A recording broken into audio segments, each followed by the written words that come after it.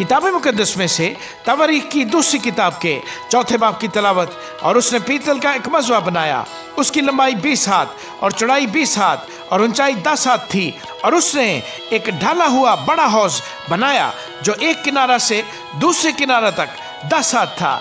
वो गोल था और उसकी ऊंचाई 5 हाथ थी और उसका घेर 30 हाथ के नाप का था। और उसके नीचे बैलों की सूरतें उसके गिर्दा गिर्द 10-10 हाथ तक थीं और उस बड़े हौज को चारों तरफ से घेरे हुए थी। ये बैल 2 कतारों में थे और उसी के साथ ढाले गए थे। और वो 12 बैलों पर धरा हुआ था, 3 का रुख शिमाल की तरफ और 3 का रुख मगरिब की तरफ और 3 का रुख जनूब की तरफ और 3 का रुख मशरिक की तरफ था। और वो बड़ा हौज उनके ऊपर था और उन सब के पिछले अज़ा अंदर के रुख थे। उसकी मोटाई 4 उंगल की थी और उसका किनारा प्याले के किनारा की तरह और सोसन के फूलों से मुशाबे था। उसमें 3000 बत की समाई थी। और उसने 10 हौज भी बनाए और 5 दाहिनी और 5 बाईं तरफ रखे ताकि उनमें सख्ती कुर्बानी की चीजें धोई जाएं। उनमें वो उन्हीं चीजों को धोते थे। पर वो बड़ा हौज कहनों के नहाने के लिए था। और उसने सोने के 10 शमादान उस हुक्म के मुआफिक बनाए जो उनके बारे में मिला था।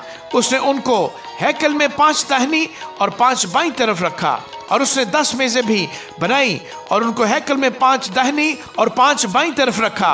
और उसने सोने के 100 कटोरे बनाए। और उसने कहनों का सहन और बड़ा सहन और उस सहन के दरवाज़ों को बनाया और उनके कवाड़ों को पीतल से मंडा। और उसने उस बड़े हौज को मशरिक की तरफ दाहिने हाथ जनूबी रुख पर रखा। और हुराम ने बर्तन और बेलचे और कटोरे बनाए। सो हुराम ने उस काम को जिसे वो सुलेमान बादशाह के लिए खुदा के घर में कर रहा था तमाम किया, यानी दोनों सतून और कुरे और दोनों ताज जो उन दोनों सतूनों पर थे और सतूनों की चोटी पर के ताजों के दोनों कुर्रों को ढांकने की दोनों जालियां और दोनों जालियों के लिए 400 अनार, यानी हर जाली के लिए अनारों की 2-2 कतारें, ताकि सतूनों पर के ताजों के दोनों कुर्रे ढक जाएं। और उसने कुर्सियां भी बनाई और उन कुर्सियों पर हौज लगाए और एक बड़ा हौज और उसके नीचे 12 बैल और देगे और बेलचे और कांटे। और उसके सब ज़रूफ उसके बाप हुराम ने सुलेमान बादशाह के लिए खुदावंद के घर के लिए झलकते हुए पीतल के बनाए। और बादशाह ने उन सबको यरदन के मैदान में सुकात और सरीदा के मैदान की चिकनी मिट्टी में ढाला। और सुलेमान ने ये सब ज़रूफ इस कसरत से बनाए कि उस पीतल का वजन मालूम न हो सका।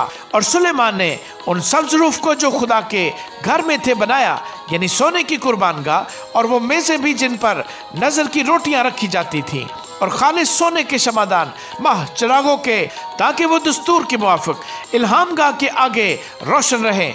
और सोने बल्कि कुंदन के फूल और चिराग और चिमटे और गुलगीर और कटोरे और चमचे और बखूरदान खालिस सोने के। और मस्कन का मदखल यानी उसके अंदरूनी दरवाजे पाक तरीन मकान के लिए और घर यानी हैकल के दरवाजे सोने के थे। आमीन।